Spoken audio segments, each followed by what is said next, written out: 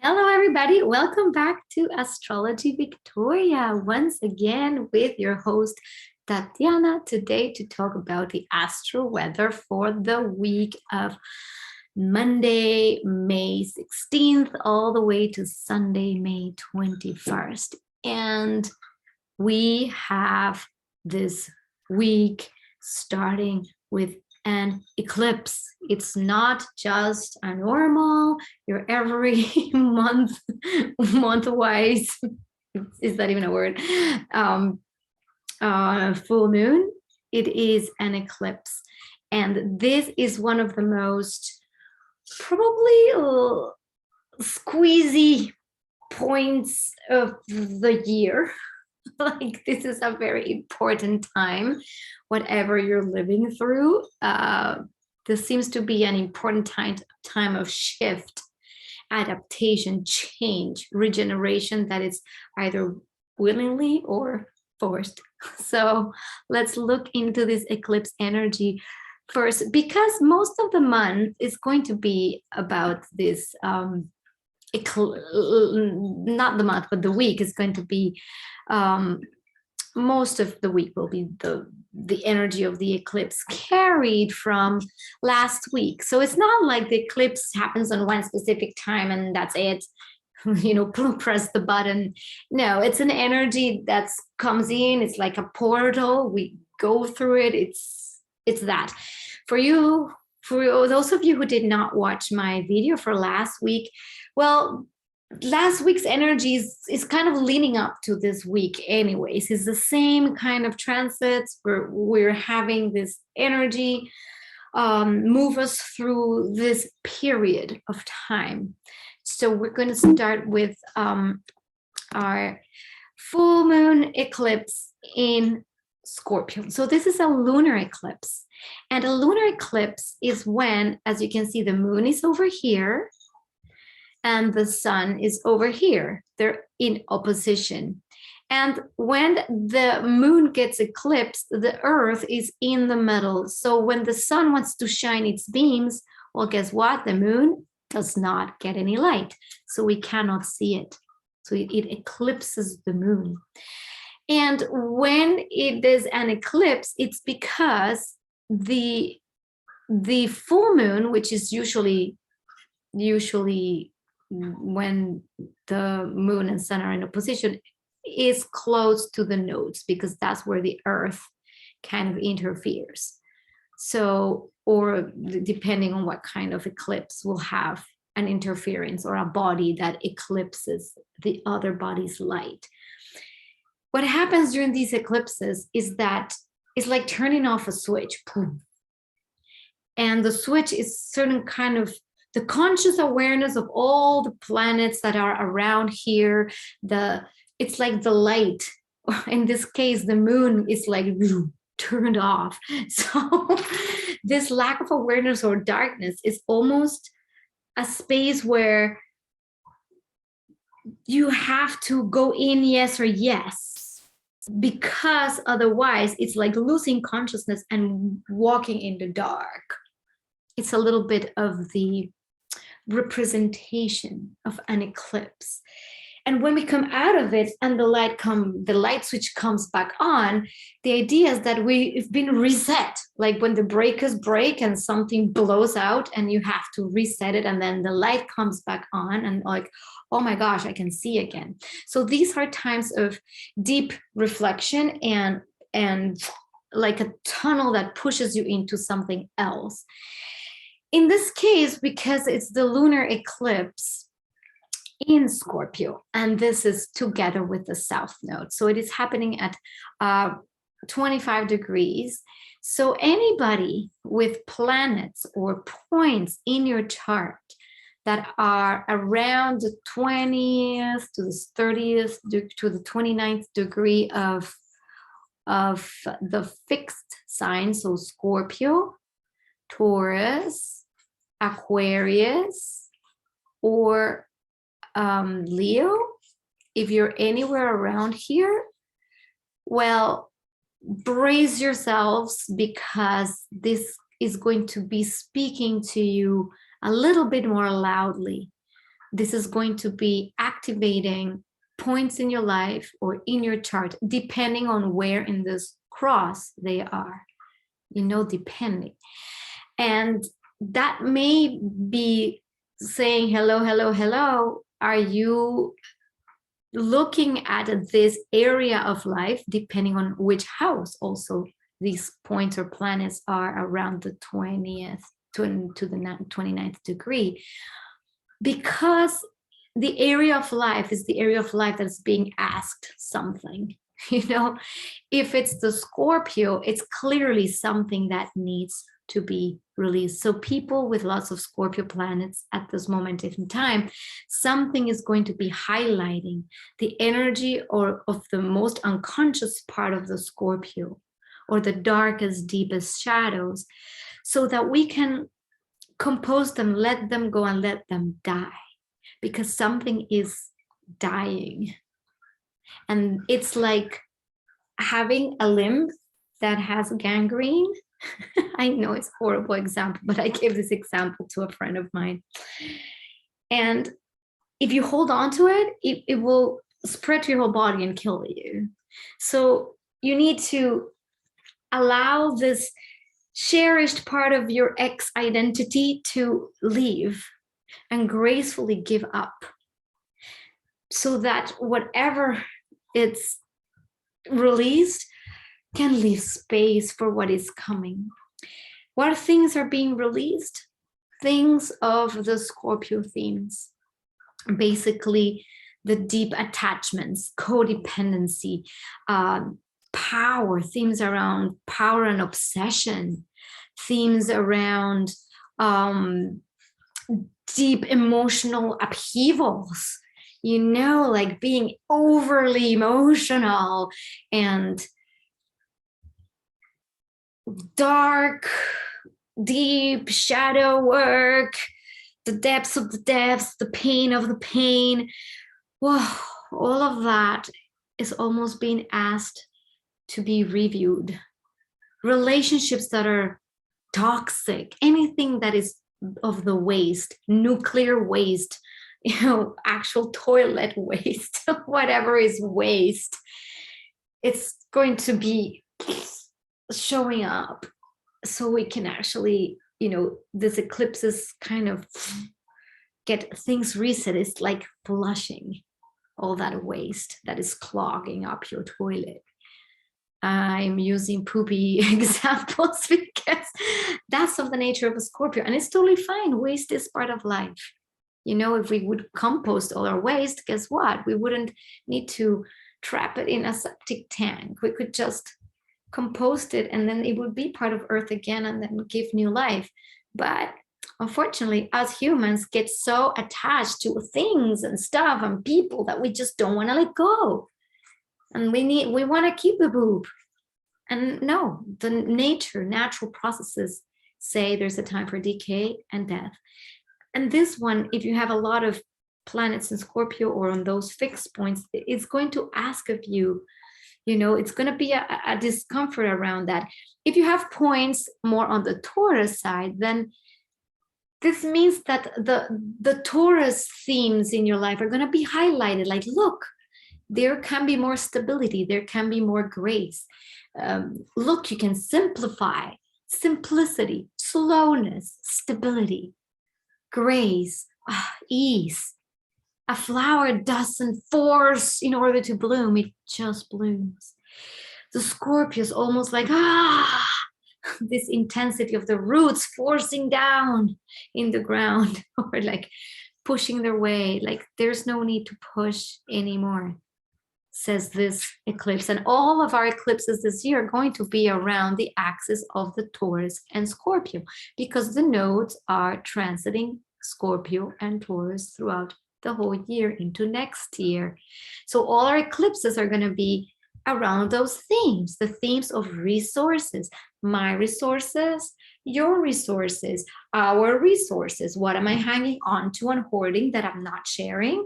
Or am I not being able to gain my own resources, and therefore I'm leeching resources from somebody else? So this whole theme of economy will start leveling up throughout this year.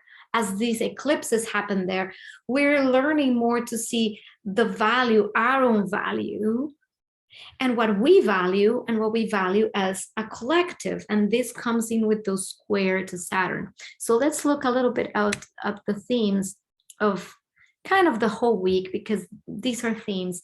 And together with this eclipse, we have all these energies supporting that transition. So the Sun sextiling Mars, squaring Saturn, and sextiling Neptune. So this is our Sun. So it is sextiling Mars. Where is our Mars? Here in Pisces. Sun, Mars. And Mars is conjunct Neptune. So they're not like separate. They're now one entity for the time being. So this Sun sextile Mars Neptune allows us to connect, or at least gives a push, a little push, to connect and look within towards your spiritual warrior, I would call this, because Mars in Pisces, we've talked about this quite a bit in the previous videos, but I will give you a refresher, or if you didn't see them. Mars in Pisces is this spiritual warrior, and it doesn't move in a linear fashion. It moves, it trusts that there's something to do here, but maybe the current gets swayed and then it gets swayed and pushed somewhere else. So it requires a lot of trust and knowing that going within, like that's the way to then affect our will. It's our will is going within ourselves to find the ocean of consciousness. So what does this mean? That everything we see in the outside world, which could be this earth sign, Taurus, Capricorn, Virgo, everything that we see reflected in material starts somehow first in the realm of everything, the quantum, the dissolution, where the energy is just little oscillation. So the message is, when Mars is there, there's almost like we're willing to go there, to go beyond this apparent reality, so we can actually bring forth a different reality that will manifest as we change and shift our own perceptions. And the perceptions will come very clearly once we have Mercury slowly coming towards the Sun and joining this little combo, because this might get us into a space where our mind, it's kind of all over the place, and at the same time it can be perceiving the other side, the other realms, other things, the vibrational aspects, the vibe of things, where we can start discerning, this is right, this doesn't feel right, and trusting that intuition is going to serve this Mars, Neptune, and the sextile to the Sun. This is why this is a time to go within and spend a little bit more time maybe breathing and meditating a little bit. And meditating, I don't mean like, sit for hours. Like it doesn't have to be that. It could be as simple as taking breaths in 4 counts, holding the breath, and then exhaling in 8 counts, really slow. And just doing that a little bit will regulate your nervous system and will allow your mind to come down, calm down, and then will allow yourself to have a more acute intuition or perception of the energies around you. So when you're making decisions about your life, you're making them from a place of trust in something inside of you, not something outside or information outside. And this is partly also because Mercury is retrograding. So this is not an energy of like pulling the information from outside of you, but pulling the information from inside of you, whatever inside means for you. And there's also a very supportive aspect for a transition, which is Sun trine Pluto. You see the trine to Pluto here is also allowing for to see or illuminate where, in effect, we have been using our energy not in a good way, to illuminate the shadow parts of ourselves. That trine illuminates. It's like we can see what needs to be transformed in our ego structures. So Pluto trining the sun wants to illuminate, like wants to show what is in our ego that wants to transform. It's like a transformation of our identity completely, our ego nature, our ego desires. And what have we been doing out of ego, and what have we been doing out of a connection to something higher, bigger than my little self and my little ego desires? So this is a supportive aspect that will show us, hey, look, this is it. It doesn't have to be the hard way. It is the supportive way. So you might have opportunities to see, okay, yeah, I'm letting go of this and it's fine. Oh yeah, I don't need this anymore. Yeah, this relationship, not good anymore. This job doesn't align with my being. It's more of an ego desire. So learning to separate what are my ego desires and what are my actual soul desires is going to be very present these days. This is why not wasting the energy of this time is very crucial. And what I mean, no wasting it is like, oh, planets keep moving and you can just keep living your life in an automatic pilot, just reacting, or consciously making those choices and actually seeing, taking the time. Because Taurus still wants us to take the time. Take the time. You don't need to do anything rushed. What happens when we start rushing through things? And with Mercury retrograde, then we lose things, we miss steps. And that's kind of the, sometimes the misconception of Mercury retrograde is like, oh, you're going to have just miscommunications and problems and issues. But why? Because we're rushing through things, because we're not paying attention and we're not being present. Presence is just being with what is, not thinking of the future, not going back to the past, but just being with what is and noticing in the resonance of your body, this doesn't resonate. I need to let it go. So it comes through the body and the senses. That's part of this Pisces Taurus dynamic, is that there's something about the body itself, about the slowness, the senses that tell us something's off here. I don't like this anymore. I don't perceive this as pleasurable anymore. Or I really like this. I want to gravitate towards this. This calls to me. This is the main themes we're working with. And then we also have this Jupiter sextile Pluto that we've been talking about, where all this energy is expanded, not only to be really brave, because it gives us a capacity to go very deep. It's grassroots, it gives us the capacity, the energy, and I would say brave, even though that's more of a Mars thing, but it's more like the optimism. It's like a little boost to go into hell. You go to hell, but you go accompanied by great guides, so you can see. So it's not necessarily like scary. It doesn't have to be a scary process. So take it as that. And there's courage. And in Aries, Jupiter in Aries, it's very bold. It's very brave. It will go where no man has gone.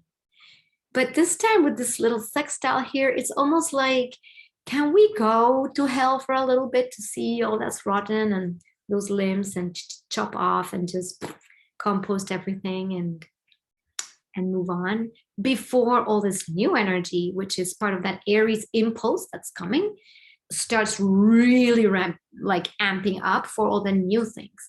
It's like preparing the soil with all its nutrients and the poop and everything you put, so that all the things can grow magnificently in the next cycle. Like was this Mercury sextile Jupiter, it comes in with this little combo of Sun Mercury that will slowly start perfecting as well, where the mind can be very active and brilliant, but more towards the inside.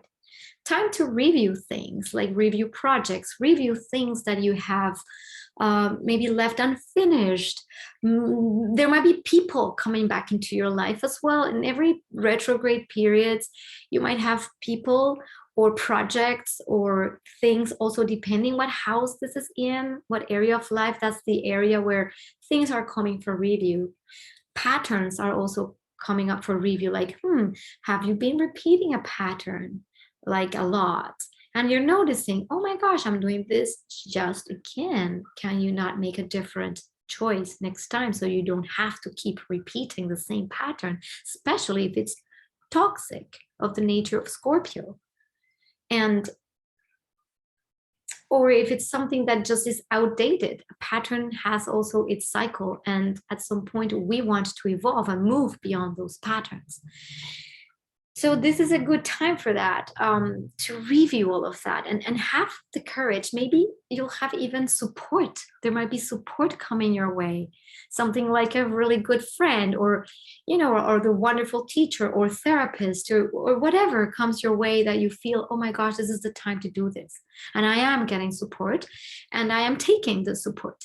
And again, these are all sextiles. So the support is kind of there, but you do have to go towards it. It's not just like there. It's not falling in your lap. It's there. And if you're able to see it and seek it, you will find it. You will get it, and it will help you move through.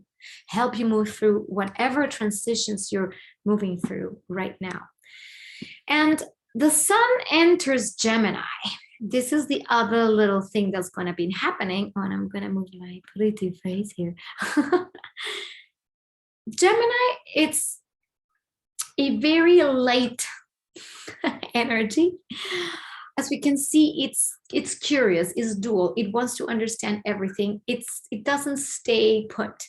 Gemini is ruled by Mercury, who was the god Hermes, who could just move around everywhere in mythology. He is the messenger who could literally go anywhere, anywhere. And this is the representation of how the mind can go anywhere in any thought, future, past, present, or even unimagined. There is this like freedom of the thought and the mind. And wherever we can go, we can illuminate and put consciousness. That's what then we bring into our daily lives. What we think and how we process information is what we eventually end up creating in the outside world as a reflection of that energy or that thought we put out. And when the sun is in Gemini, there is this desire to explore different things, concepts, ideas, like think, oh, it could be this, it could be that, maybe I could do that, or could do that. Oh, how about I do this? So it's very mental, and it can be also very communicative, like bouncing off ideas, expressing, and playful. There's almost like a lightness to the expression of self that is playful. It's not very steady or stable. Throughout the Taurus season, where the sun, it seems like things are kind of slow. We're moving at a slow pace. Once things enter into Gemini and Aries, it's gonna be fast. It's gonna be here, there, that, moving, maybe doing little trips here and there, moving stuff, selling, buying, like all this kind of energy where there's a lot of movement and it shakes things up. So it can be of that nature, or it can be just of the nature of lots of communications, new projects that are coming, or reviewing a past project because Mercury is retrograding and the sun's in Gemini. So let's put some energy or thought into reviewing things or things that we have not finished and see if it's what we exactly want. The opportunity that Mercury retrograde always gives us is the opportunity to make sure that the way we are advancing in life is the way we want. That's why we have these times of review. Take the time to realize what's going on in your life. And so this is like this Mercury retrograde in Gemini, trining Pluto and Mercury conjunct Sun, which we were talking about, which is this conjunction, and this is still trining. And it is also sextiling Jupiter, which is what we just discussed, where there is this optimistic, it's there is a boost of optimism and energy and liveliness and communication, and there's this lively energy. Maybe there's new projects beginning while there's while there is things ending, certain things are wanting to die with this eclipse and this little combo here that illuminates all those patterns that are dying, so all these new things can come into being with a lot of strength, power, stamina. Dune, this is going to start accelerating. Now we're starting to amping up the momentum. We're closing, and at the same time we're closing, we're opening. It's a dual movement. And I didn't mention the nodes, but I think they were here. Sun squaring the nodes. Yep. So Sun is still squaring, Saturn, not the Sun. Saturn still squaring the nodes here of the moon, and the eclipse we're having is going to have that component of how we integrate the limitations, how we can dream so big and have all these ideas and great projects coming online. We're leaving behind something else, but we need to also be realistic with the limitations that Saturn brings. Not everything is as dreamy and big as this Jupiter may think, because Jupiter in Aries is so bold, so brave, is going to have like no fear, go anywhere, just woohoo, jump off the bungee jumping, skydive, yay. Know the limitations. So if there's some frustration, and again, this is all around the same degrees, like if you happen to have your sun or your moon around the 25th degree of any of the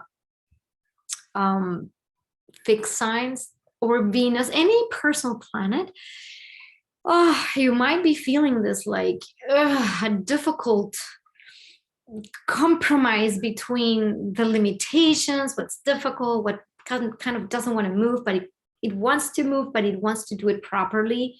And we need to create like structures that will last in time, but at the same time feels limiting because we have all these ideas and okay, this energy to move forward, but it feels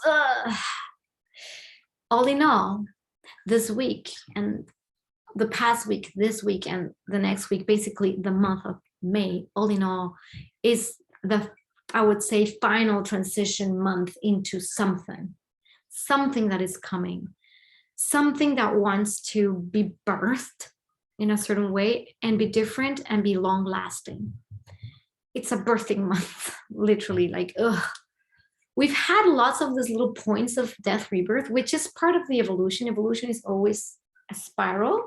So it's not just, it's once, like we go constantly through these cycles. Well, this is yet again another one of those. And it's a big one.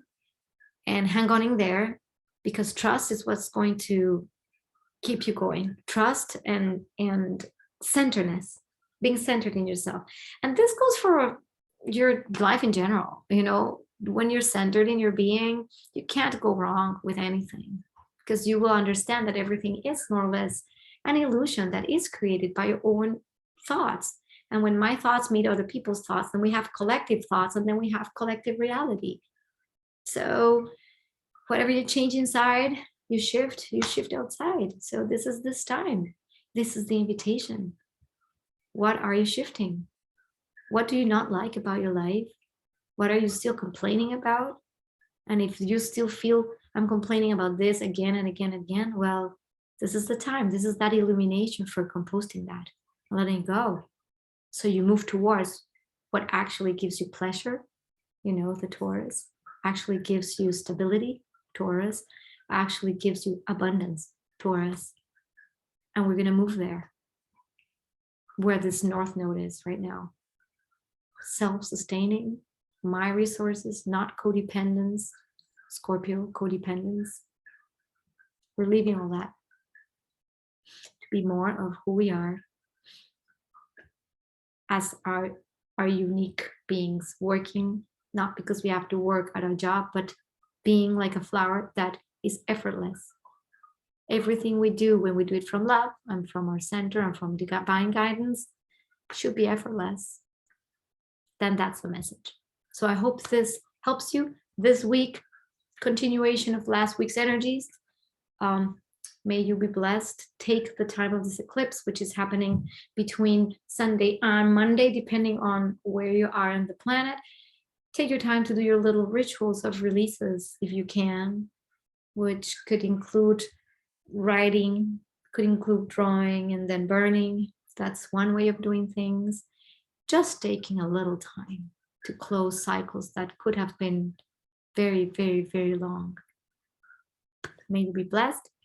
And please, if you like this video, click the like button, subscribe, bell, beep, boom, notifications, all of that. And if you'd like a reading with me, information is down below in the comments. And if you like the images also in this that I present in my readings, they are also available in some beautiful products. I have some merch if you'd like to check that out as well. That helps my acquiring of my own resources, as funny as that may sound.